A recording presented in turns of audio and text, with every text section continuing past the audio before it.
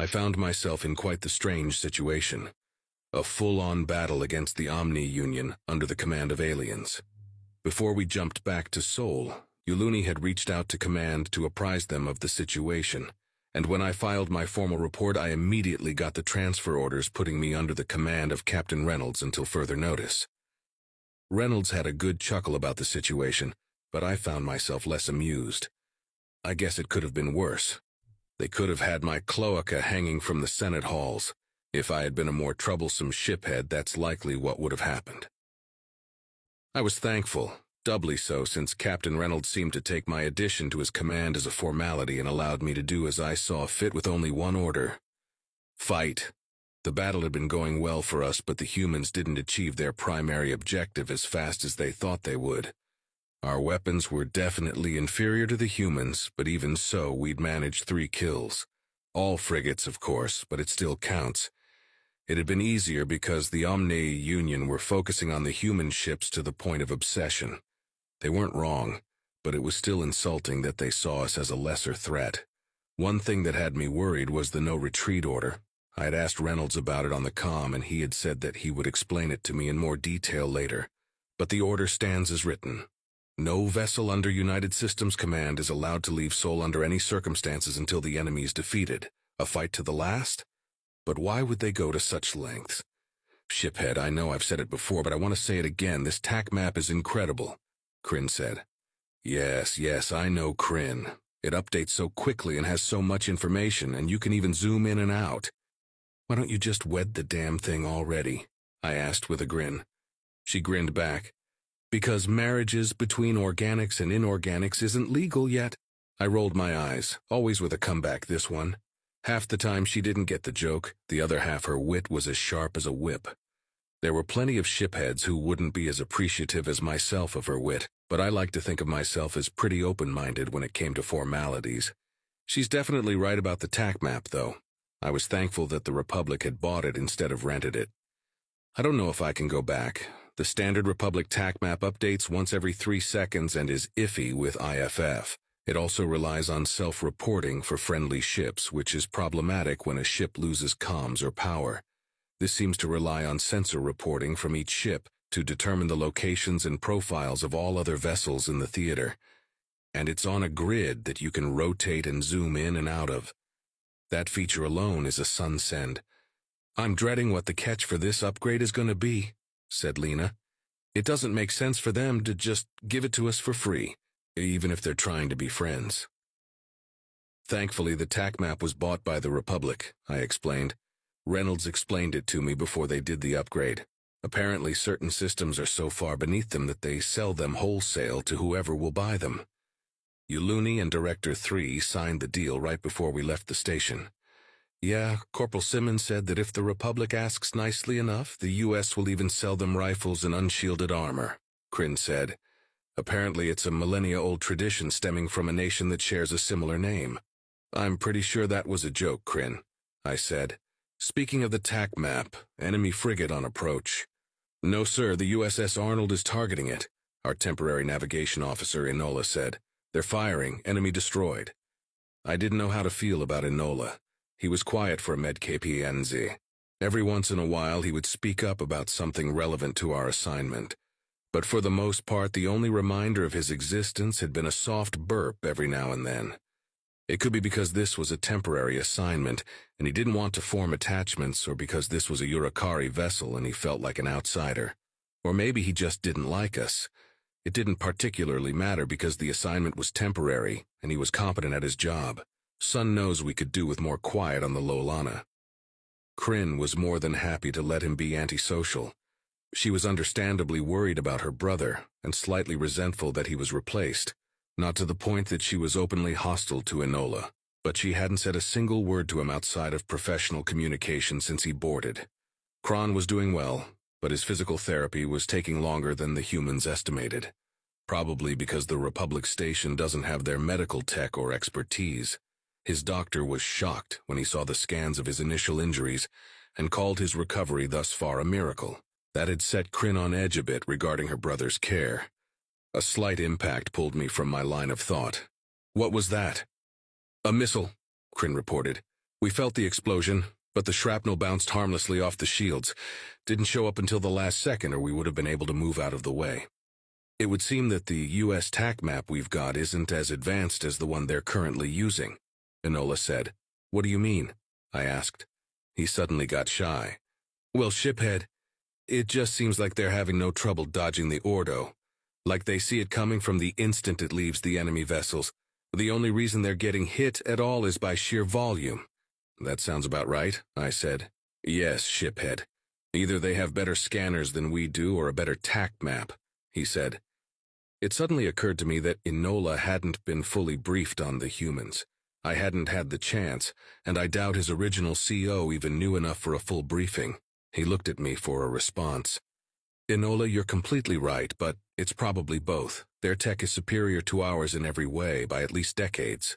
Once these warp disruptors are taken care of, you're going to see what I mean, I said cryptically. His red skin turned pink as he went pale. There could be another reason he was being so quiet. He was scared of the aliens. I turned my attention to the TAC map. There were 10 warp disruptors left, and the enemy had formed a sort of barricade around them. The OU knew damned well that once those ships were lost, their entire fleet would be too. The humans were being pushed back, but so far not a single loss had been incurred. There were some damage reports rolling in, but everyone was still in the fight. I scrolled along the damage reports. Some ships had vacuum exposure to critical systems, but were still fighting tooth and claw. I was about to make a grim remark when the warp disruptors and their barricade suddenly disappeared from the TAC map. What the fuck? I asked no one in particular. The bridge was silent. A casualty notification popped up. The first loss of the combat on the U.S. side. The USS Armstrong, commanded by Captain James Neal. I tapped the notification for more information. Casualty report ship. USS Armstrong evacuation. All non-essential personnel evacuated. Ship status. Destroyed, no debris confirmed. KIA. Captain James Neal, classified. Lieutenant Hyan Lee. Lieutenant Junior Grade Marcus Flowers. Ensign Curtis Roberts. Lieutenant Junior Grade Eric Sampson. Ensign Henry Wagner. Ensign Po Chun. Lieutenant Adana Ibrahim. Escape pods. Awaiting retrieval. Beacons active. What the hell happened? I asked. Shiphead, I'm getting readings of a slipspace explosion where the barricade used to be. Kryn said softly. A slipspace bomb? Could such a thing even exist? No, it would have been destroyed by the warp disruptors, right? No, can't be. If that kind of weapon existed, they would have used it immediately, and they definitely wouldn't have bothered asking for reinforcements. So what could cause a slipspace explosion? The only other thing I could think of was... Oh, a suicide bombing, Lena said softly, voicing the conclusion I had come to. Shiphead, the aliens? They're warping? Enola said, shocked. In system. Yeah, I told you so, I said. The joy I would have normally got from Enola's reaction was stifled by the tragedy that had just taken place. I couldn't help but imagine the last moments of the crew and captain of the USS Armstrong, and whose name was classified on the casualty report. Was it a brave last stand or an intentional destruction of a faster-than-light drive? An overload of an FTLD was one of the most destructive things that could ever happen, and their FTLDs were far more advanced than ours. I shook off the thought of it being intentional as the comm pinged. Sir, it's Captain Reynolds, Lena said. I looked back up, not realizing that I had been staring at the floor. The battle was over. Cleanup had already begun. Once they have their warp capabilities, these humans truly are unstoppable. Put him through, I said. After a second, Captain Reynolds' voice came over the comm. Shiphead Ulena, the battle is over and won. Return to the USS Thanatos with care and prepare for debrief. Understood, Captain. I'm not joking about the with care part, Ulena. They're using A2S to clear the debris out. I looked at Enola, who by now was as pink as Reynolds. Set a course for the Thanatos. Steer clear of debris fields by 300 miles or more, if you please. Yes, sir, came the response. It took nearly an hour to get back to the Thanatos. Most of that time had been spent silently watching the TAC map as two symbols met with debris fields causing them to disappear. There was a queue to dock with the Thanatos when we arrived, and we patiently waited to be scooped up.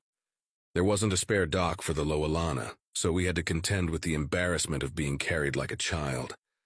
I watched the holographic image of the three massive clamps close around the ship as my personal communicator beeped. I opened the message wondering who would have sent it. Yulina, I didn't want to say this where your crew could hear it, but we'll need to talk frankly during your debrief. It may seem hostile, but please understand that that isn't the intention. Your answers will need to be truthful and concise, or there will be negative ramifications. If you're unable to answer a question due to orders received by the Republic, you need to say, I am unable to answer this question as it conflicts with my orders. I wish I could tell you why, but even this message is almost a disobedience to my own orders. I'll be running the debrief, with some guests that you'll be notified of when you arrive. I'll try to go gentle, but expect harsh questions and some accusations from the guests. Tim will guide you to the conference room. I cannot stress enough the importance of being truthful during this debrief. Reynolds' reporting and debriefing always made me a little nervous, and I was already more nervous than normal due to being debriefed by aliens. Now my hearts were racing and I could barely think straight. What the fuck? Did I do something wrong? Did a member of my crew do something wrong? Are they angry that the Republic reinforcements didn't arrive in time? Or maybe they thought we didn't pull our weight.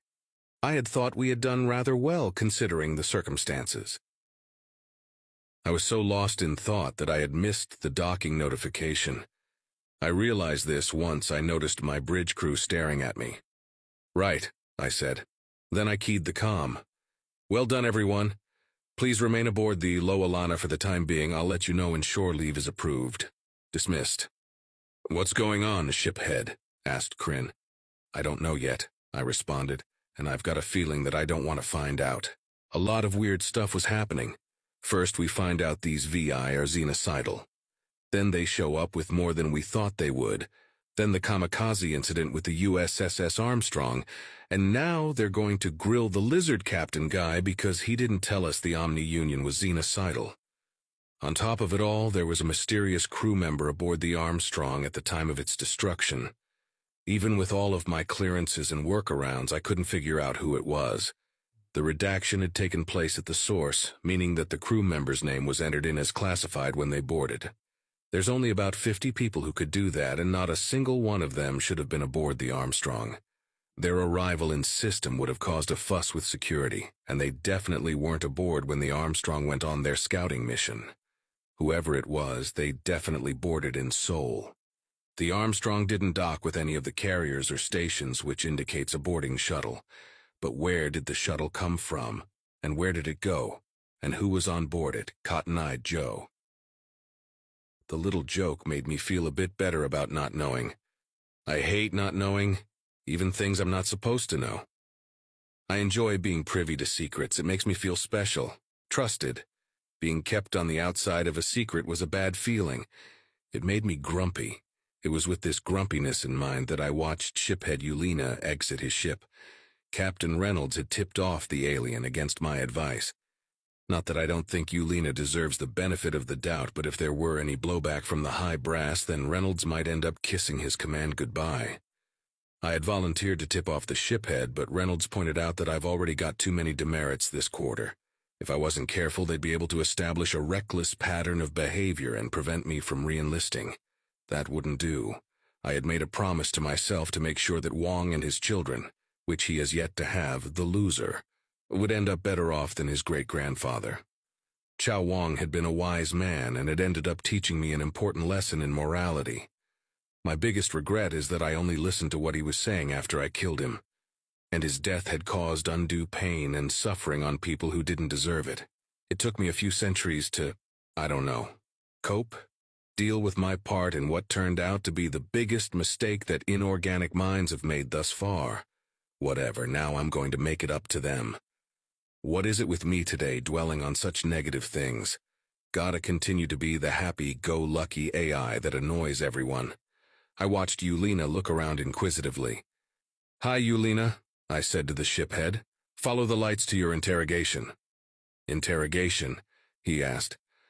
Well, technically debrief, but I suspect it to devolve into an interrogation within the first 2 or 3 minutes. But why? Follow the lights, please, I said with a cheery tone. Yulina's physiology was different than human, new. or gaunt, so it was difficult to tell how stressed he was, but his two hearts were definitely beating faster than before. So he's probably nervous. Even so, he walked down the pathway that I'd outlined for him. "Do you know what this is all about?" he asked. "Yes, but I can't talk about it. It's a surprise," I responded, continuing my cheery tone. "You make it sound like it's a good surprise, so why do I feel like it's a bad one?" "Because you're smarter than you look." He stopped. "Did I do something wrong?" "I don't know yet. It's a fun little mystery. Keep walking," I said. He started walking again and asked, "What's going to happen if I did?" "I'm not a lawyer, but you'll probably just end up deported along with your crew, or maybe confined to make sure that the Republic honors its obligation as far as reinforcements go. It all depends." "On what?" the shiphead asked. "Well, your answers to the questions you're about to be asked, obviously." The rest of the walk was spent in silence. The shiphead entered the conference room where Captain Reynolds was already waiting with Admiral Bakir. Both men were already standing. Captain Reynolds walked over to Yulina and shook his hand. "Thank you for your prompt arrival, shiphead. This is Admiral Bakir, and he is taking over the debrief. I'm still here because it's my right due to this being my ship." He smiled smugly at the Admiral. "Rights can always be revoked, Reynolds. Please take a seat, shiphead Yulina," the Admiral said as he sat. Nobody said anything about me, so I hung around. Several other senior officers were live listening to the debrief. Admiral Bakir opened the initial treaty between the Republic and the U.S. and studied it for a moment. Then he opened the combat report from the Lolana. "During the conflict, you were using one of our TAC maps, right?" he asked after a minute. "Get them to drop their guard while also raising tension with suspense." Weird. Bakir's file didn't say anything about advanced interrogation training. "Yes, Admiral," responded Yulina. "Were there any malfunctions?" "Not to my knowledge." "Excellent. Says here you managed to destroy 3 enemy frigates and disable a destroyer," Bakir said in a monotone. The file he was looking at did not mention the destroyer. A character determination so soon? "I was only aware of the 3 frigates, sir," Yulina said timidly. "A stray round, then?" "Couldn't be, sir. We automatically track every piece of Ordo we fire to make sure that we're not going to hit a friendly. All of our rounds went where we wanted them to," Yulina said with a little more backbone. "Then you're saying that I'm lying?" Bakir said, puffing up for full effect. Looks like he couldn't resist the hazing ritual. A moment of silence passed before Yulina finally said, "No, sir, just mistaken." Good answer. Reynolds covered his mouth to hide his grin, and even Bakir's facial muscles twitched slightly. The officers listening in loved it too. It almost made them forget why they were listening in the first place. "Continue, Bakir," came a message on the Admiral's tablet. "We'll check into it further. Tell me what you know about the Omni Union and the Republic's fight with them, in as much detail as possible," Bakir said as he sat back. "Yes, sir. Around 30 years ago, one of our unmanned deep space probes found signs of faster-than-light travel emissions. It moved to investigate closer, and we lost contact with it. A month later, the outpost station that launched the probe came under attack from the Omni Union. A transport ship carrying supplies managed to escape, and the Republic began to muster a fleet. The fleet discovered the outpost station had been destroyed, and the system that the transport ship had escaped to came under attack," Yulina said. "When the OU entered the system, they began broadcasting on all frequencies. 'We are the Omni Union. This system is now under our control. Surrender and do not resist.' They've broadcast that in every invasion since. Every ship that accepted the communication was immediately taken over, but the stations and handhelds were fine. Our fleet was recalled to that system, and the war with the Omni Union began."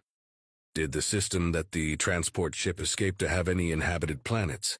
Bakir asked. "No, it had orbital habitats and a trade station, but it was a trade hub, not a colony." "Understood. Please continue."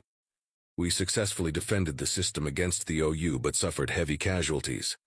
As we began evacuation, the fleet was reinforced, and our scouts began to attempt to find the Omni Union systems for a counterattack. We also began mass production and recruitment efforts. 6 months later, the OU re-entered the system with twice as many ships, and we were handily defeated. Then they began to invade more of our systems. They had taken a quarter of our outer sector before we organized a defense strong enough to push them back to where they are now. We've got back about half of what they took, I think, Yulina said. How many planetary colonies were lost to the Omni Union? Bakir asked as he leaned forward. Yulina looked a little confused as he responded. I don't know. Not many, maybe none. Settling a colony in the outer sector was dangerous even before the OU, and the Republic has some strict laws regarding colonies. I don't think a single member species would jump through the hoops required to settle the outer sector. The traffic and stations were mostly for deep space studies, science, mining, and trade. Sorry, you expect me to believe that the Republic has yet to lose a colony to the OU? Bakir asked skeptically. Yes, sir. They've been attacked, but each member species has their own military in addition to the Republic's. Much smaller, but able to defend a system until Republic reinforcements arrive. That explains the high ship count then. Okay, to your knowledge, what happened to the stations that the Omni Union captured? Yulina paused for a moment, trying to figure out where this was going. They were destroyed, or repurposed into OU defense platforms. What happened to the residents of those stations? I don't know for sure. I know that SOP is to evacuate systems bordering those currently under attack by the OU, so usually there aren't any residents aboard the stations unless they're military stations, and we believe that they escort survivors deeper within their territory when they're captured.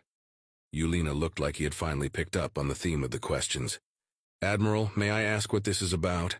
Admiral Bakir leaned back again and asked, Shiphead Yulina, were you aware that the Omni Union is xenocidal?